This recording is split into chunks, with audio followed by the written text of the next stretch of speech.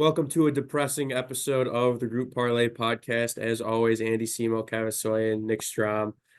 Boys, we suck right now. I mean, yesterday it was over 3. It was just nothing went well. I mean, both the NBA bets had double-digit leads at half and then blew it.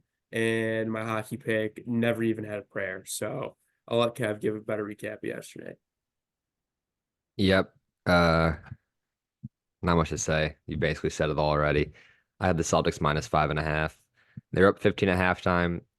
They had a terrible third quarter.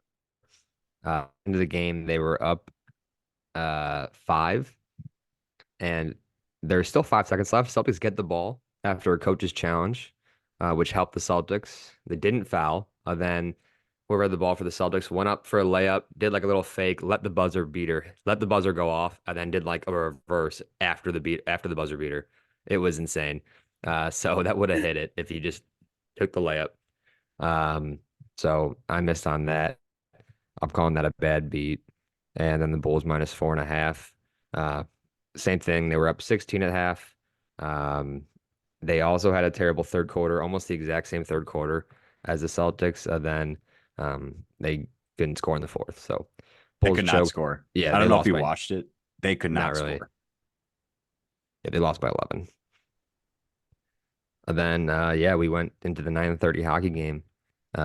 Kraken versus the Sharks over 5.5. Unfortunately, Andy's been on the wrong side of his over-unders last couple of days for him, and there was only 2 goals. So on the month with our last parlay today, we are up 0.2 units. We do this all the time, but I'd say this is our worst one. Every This month's is our it. worst one. We've lost 10 in a row. Yeah, I mean, it happens every month, but We're getting trolled on TikTok. Cares. We've lost 13 in a row. Nice. Almost 2 weeks. We blew a 13-unit lead. That's bad. Yeah. So I'm 21 and 15, as is Strom, and Andy's 20 and 16. Like those are It's like great. it's not even bad. Yeah, that's some of our best combined records. I'm gonna do some analysis after this to see, but I think that's like one of our better months in terms of combined records. I mean, parlay gambling just not for the faint of heart. Do this every day. It's just not for the faint of heart. The Yeah, it's a amount of team times we game. hit 2 out of 3 is disgusting. Yeah. Yeah. All right. All right, Well, yeah, let's get into some picks then. All gotta right. hit it. Strom, kick it off for us. Just chalk it up as an L. All right. This is my second pick. I changed overnight. You know, it's what I usually do. I second guess myself, but I'm going Kings plus 3.5 against the Heat. The Heat have really been struggling lately, losing 7 straight, and they're brutal at home. They're only covering 35% of the time. The Kings, on the other hand, are the best covering team on the road at 64%. They've won 4 straight. I like the Kings catching points here. So trying to keep it simple. We like Sacramento here. You are the king of texting your pick at night, the night before, then changing in the morning. 100%. And then Cleveland will cover today, and the Kings will lose by 10. Nah, not happening. Kings are winning outright. I don't know. Yesterday, I did the same fucking thing. My other 2 picks hit, but why pick the Bulls? We even have a rule against taking Chicago teams. Unbelievable. All right. I'm sticking with the theme of the Kings. I'm going Kings, Predators, under 6.5 goals. I'm sticking to my system. You know, I like these 2 teams. They're both under teams. Kings are 28, 18, and 1 to the under, and Predators are 25, 20, and 5 to the under. Predators have gone under in 7 of their last 10 games. And the Kings have had a tough time scoring goals as of late.